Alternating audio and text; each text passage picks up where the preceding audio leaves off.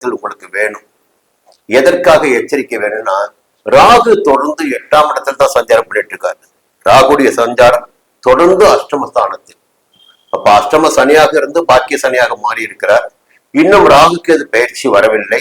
ராகுகேது பயிற்சி வருகின்ற வரையில் அஷ்டமஸ்தானத்தில் தான் ராகு இருப்பார். அதனால் உங்களுடைய மறைமுக எதிர்ப்புகள் என்பது இருந்து கொண்டிருக்கும், மறைமுக பிரச்சனைகள் என்பது இருந்து கொண்டிருக்கும், எதிரிகளின் தொல்லைகள் என்பது இருந்து கொண்டிருக்கும். புரியுதுங்களா? உங்களுடைய ரகசியங்களால் சில விஷயங்கள் நடந்து கொண்டிருக்கும். அடுத்து குடும்பஸ்தானத்திற்குள் கேது இருக்காரு. தன குடும்ப வாக்குஸ்தானத்தில் கேது. சில வார்த்தைகளில் கூட உங்களுக்கு நெருப்பாக வார்த்தைகள் வருவதற்கு வாய்ப்புகள் உண்டு. அந்த வார்த்தைகளின் காரணமாக குடும்பத்தில் குழப்பங்கள், நெருக்கடிகள், பிரச்சனைகள் ஏற்படுவதற்கும் வாய்ப்புகள் இருக்கிறது.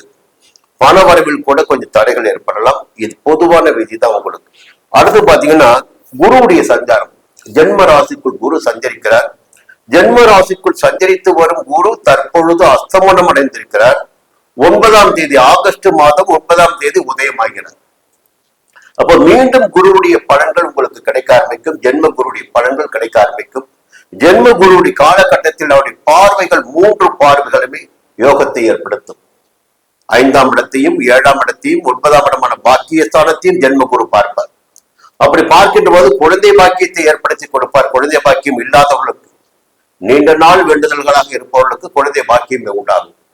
திருமண வயதினருக்கு வரன் வரும். சொந்த இடம், வீடு வாங்கிடக்கூடிய நிலையும் ஏற்படும். குலதெய்வ வழிபாட்டை மேற்கொள்ளக்கூடிய வழிபாடும் இந்த நேரத்தில் இருக்கும். புரியுங்களா? அப்ப குருவுடைய சஞ்சாரம் இந்த மாதத்தின் பிற்பகுதியில் குருவுடைய பார்வைகளால் உங்களுக்கு யோகம் கிடைத்திட இருக்கிறது. அதற்கு மேலாக பாத்தீங்கன்னா செவ்வாயுடைய சஞ்சாரம். செவ்வாய் பார்க்கின்ற போது உங்களுக்கு ஜீவனாதிபதியே செவ்வாய் தான், தொழில்காரகன் செவ்வாய் தான், உத்தியோகக்காரன் செவ்வாய் தான் உங்களுக்கு. அந்த செவ்வாய் ஆகஸ்ட் மாதம் 1ஆம் தேதி வரை லாபஸ்தானத்தில் சஞ்சரிக்கிறார்.